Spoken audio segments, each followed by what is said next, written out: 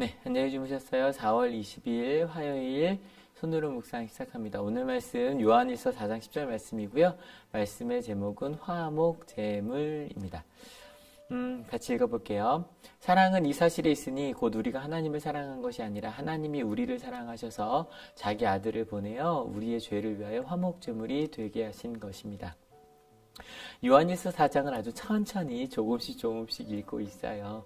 요한일서 4장 제가 사랑장이라고 이야기를 하잖아요. 보통 사랑이라는 단어, 그래서 사랑장 하면 고린도전서 13장이 제일 유명한데 고린도전서 13장에만 사랑이라는 단어가 12번 나와요. 근데 요한일서 3장에도 12번 나왔다 그랬죠. 여러분 요한일서 4장에는 몇 번 정도 나올까요? 30번이 나와요.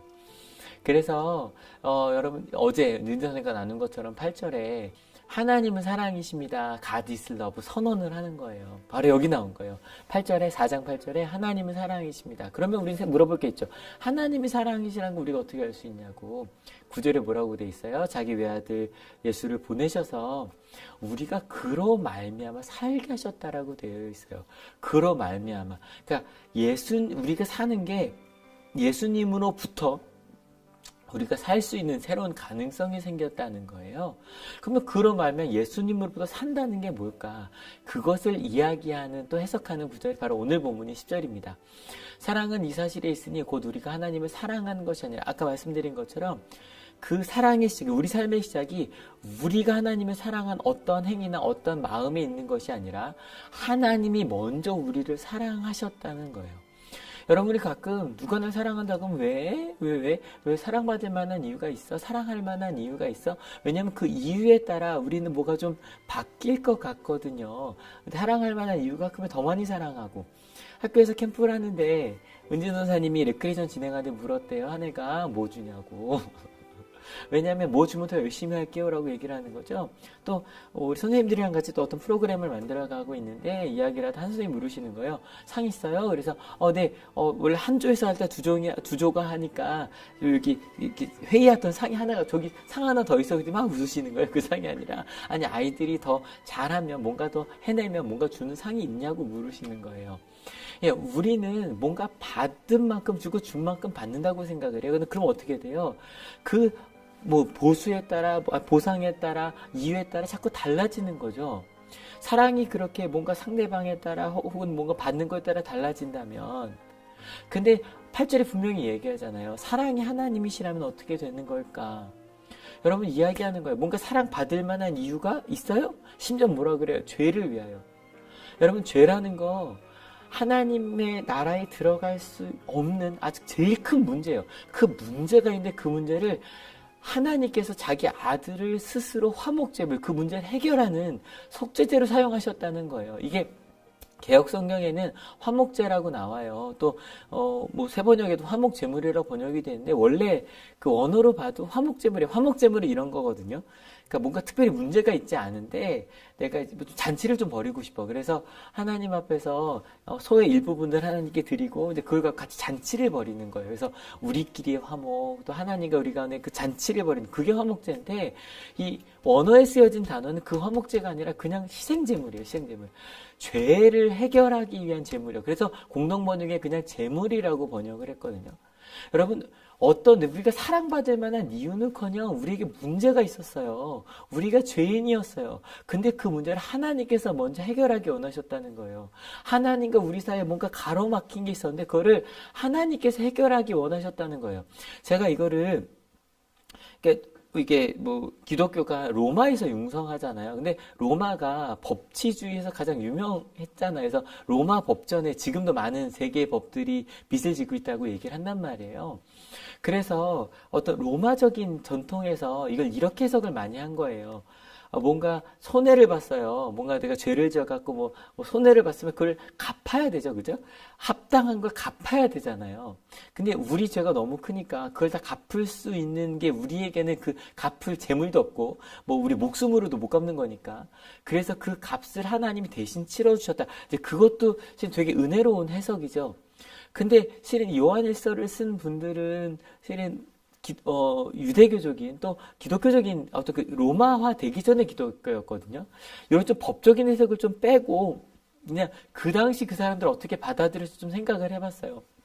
주일날 마가복음 나누면서 용서는 하나님께서만 하는 거다라는 이야기 나눴잖아요. 왜냐하면 우리가 어떤 뭐 도둑질 이런 개별적인 죄만을 죄로 얘기하는 게 아니죠. 심지어 그런 죄들까지도 하나님의 백성인 우리는 그렇게 살면 안 되잖아요. 하나님의 뜻을 따라 살아간 하나님의 자녀가 되어야 하잖아요.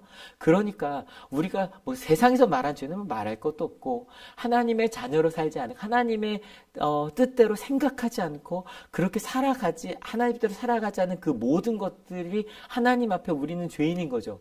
그 죄를 하나님께서 내 자녀가 내 뜻대로 살지 않아요. 근데 그건 하나님만 용서해 주실 수 있단 말이에요. 근데 그렇게 한번 생각해보면 어떤 값을 치른다 그런 게 아니라 하나님 내 자녀가 내 뜻대로 살지 않아서 하나님 이걸 어떻게 해결하고 싶으세요. 근데 하나님께서 원하시는 건 그런 주고받고의 사랑, 네가 한 만큼 내가 주고 그런 사랑을 원하시는 것이 아니니까.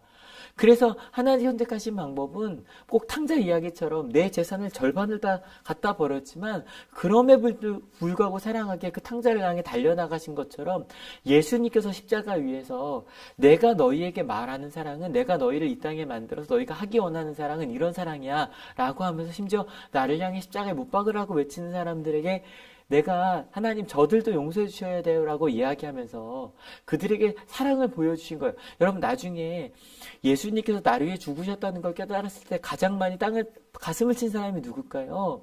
아마 그 자리에서 십자가에 못 박으라고 외쳤던 사람들이 아닐까요? 베드로처럼 나 저 사람 모른다 욕했던 그런 실은 우리들 아닐까요? 내가 하나님을 버렸어. 내가 그 하나님의 사랑을 거부해서 난 그렇게 먼저 사랑하고 용서하고 낮아지고 난 그런 거 나는 못하겠으니까 나는 하나님 난 그렇게 안 살래요 라고 했던 우리가 아닐까요? 그런 우리를 위해 예수님께서 그래 내가 알아. 근데 나는 너를 사랑해. 그러한 상처와 아픔까지도 모두 끌어안고 사랑하는 게 이게 사랑이라고. 하나님이 사랑이신가 그걸 십자가에서 보여주신 거죠. 그래서 저희 손으로 묵상의 맨 밑에 보면 메시지 성경이라고 유진 피터슨이라고 우리 영적인 스승이죠. 선배죠. 그러니까 좀 사역이요. 개인적인 자기 개인이 은혜 받은 대로 한 사역인데 거기 이 부분이 되게 좋아요. 우리 관계에 입힌 상처까지도 치유가기 원하셨다는 거예요. 내가 누군가를 찔렀는데 나에게 찔린 사람이 괜찮아. 그래도 난 널 사랑해. 그러고 끌어안은 거예요. 이게 사랑이라고 보여주신 거죠. 우리가 뭔가 자격이 있어서가 아니라 그럼에도 불구하고 먼저 하나님께 사랑하셨기 때문에 우리를 사랑하셨다. 그게 요한일서가 이야기하고 싶은 요한일서 4장을 통해 사랑을 30번이나 이야기하고 싶은 우리 예수님의 제자들이 그리스도인들이 따라가야 될 하나님께서 우리에게 주신 사랑이었다라는 거예요. 여러분 요한일서에서 오늘 내게 주신 하나님의 말씀 여러분 어떻게 느껴지셨나요? 이것만 기억하셨으면 좋겠어요. 하나님이 먼저 우리를 사랑하신 거예요. 내가 사랑받을 만한 무언가를 먼저 하거나 무언가의 대가를 드린 게 아니에요. 하나님이 사랑이시니까 사랑이신 하나님께서 우리를 향한 사랑이 먼저였어요. 그래서 우리에게 있는 문제도 로마적인 해석도 전 나쁘지 않다고 생각하지만 그 법적으로 그게 아니라 우리의 문제를 하나님께서 해결하기 원하셨고 그래서 우리가 하나님을 거부하고 하나님대로 살지 않음에도 불구하고 내가 너희를 사랑하고 이게 사랑이라고 베드로에게 누가복음에 의하면 베드로가 3번 부인하고 딱 봤는데 예수님과 눈이 마주치거든요. 그때 예수님께서 무슨 말씀하셨을까요? 너 그릴지가 아니라 내가 그런다고 했지. 근데 괜찮아. 그래도 내가 너를 사랑해. 그러니 너는 나의 사랑을 닮아 나를 따라와 나의 양들을 그렇게 먹여줘. 이게 사랑이라고 이야기해줘. 그게 예수님께서 우리에게 준 사랑이었고 그 예수님의 제자였던 이 요한일서를 쓴 요한일서의 기자가 우리에게 이 말을 해주고 싶었던 거예요.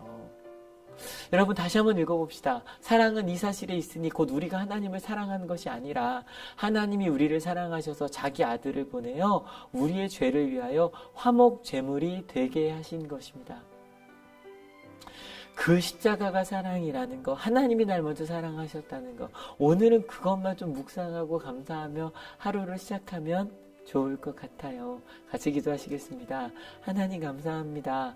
하나님께서 우리에게 주신 사랑이 무엇인지 저희가 잘 이해를 못해요. 왜냐하면 우리는 그런 사랑을 하지 않거든요. 뭔가 상을 줘야, 뭔가 해야 재밌는 놀이도 하겠다고 생각하는 게 우리거든요. 그런데 사랑이신 하나님께서는 그 사랑을 먼저 우리에게 보내셨고 사랑하셨고 문제가 있음에도 불구하고 사랑하셔서 이것이 사랑이라고 아들이 독생자 아들 예수 그리스도를 이 땅에 보내셔서 십자가 위에서도 내가 너에게 준 사랑은 이런 거라고 주님 보여주셨어요. 그리고 그 예수님을 하나님께서 부활시켜 주셨어요. 그게 끝이 아니라고 하나님의 뜻이 이거라고 알려주셨어요. 하나님, 우리가 하나님을 사랑이라고 고백할 때, 사랑이신 하나님 아버지라고 고백할 때 그 사랑이 이거였네요. 하나님, 우리가 아는 정도가 아니라 하나님께서 우리에게 주신 우리는 실은 상상도 할 수 없는 그 사랑을 조금씩 이렇게 알려주셔서 감사해요. 특별히 2021년 4월 요한 1서를 통해 저에게 주고자 하시는 그 마음, 저희 하나하나 마음에 되새겨갈게요. 하나님, 오늘도 그 사랑이신 하나님께서 심지어는 문제 있는 우리, 그 죄인인 우리를 위해서 본인의 모든 것을 다 내어 바치고 그 문제를 또 우리에게 원하신 사랑인지 무엇인지 삶으로 보여주신, 십자가로 보여주신 그 사랑을 따라가겠다고 결단하는 하나님의 귀한 자녀들 머리 위에 예수 그리스도의 사랑과 하나님의 은혜와 성령 하나님의 인도하심이 지금으로부터 영원토록 함께 하옵시기를 간절히 축원하옵나이다. 아멘. 여러분 때문에 행복합니다. 사랑합니다.